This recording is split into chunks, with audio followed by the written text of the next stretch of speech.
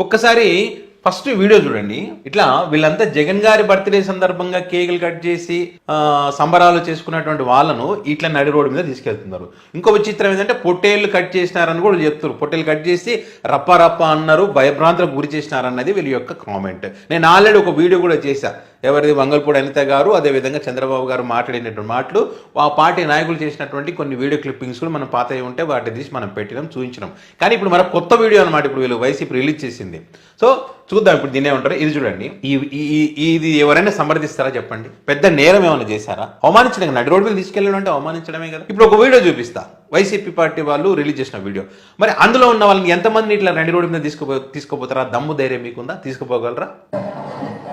పవన్ కళ్యాణ్ గారి మాటల ఎఫెక్ట్ ఇది. వాళ్ళ కూటమికి సంబంధించిన నాయకులే. ఇగో మైలవరంలో ఆర్టీసీ బస్సుల మీద డ్యాన్సులు వేయడము, ఇగో బైకులతో స్టంట్లు, ఇది భయభ్రాంతులకు గురి చేయడం అంటే ఇది సమాజానికి ఇలాంటి వాళ్ళ హానికరం. మరి వీళ్ళని ఆ రకంగా నడి రోడ్డు మీద తీసుకువెళ్ళగలరా?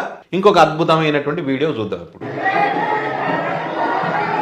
పరిటాల శ్రీరాము సత్యకుమార్ గారు, వైద్య ఆరోగ్య శాఖ మంత్రి. ఇదిగో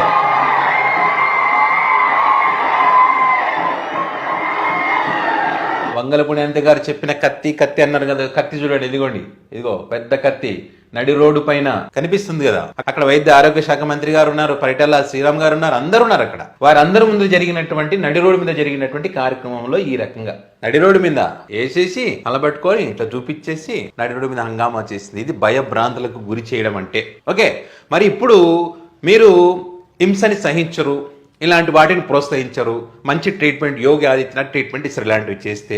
మీరు చెప్పిన మాటల ప్రకారం చూస్తే కొంతమంది మేధావులు సపోర్ట్ చేశారు కదా, ఇలాంటివి చేయకూడదు, తప్పు, సమాజానికి హానికరం అని చెప్పి. ఇప్పుడు చెప్పండి మేధావులారా, హోంమంత్రి వంగల్పూడి అనిత గారు కూడా, చంద్రబాబు నాయుడు గారు కూడా అన్నారు కదా, ఫ్లెక్సీలకి ఏంటండి, ఇది చేయడం ఏందండి, అది పట్టుకోవడం ఏందండి, పొట్టేళ్ళు జీవహింస చేస్తాడు ఎవడైనా అని అన్నారు కదా. మరి దీన్ని ఏమంటారు? జీవహింస అనక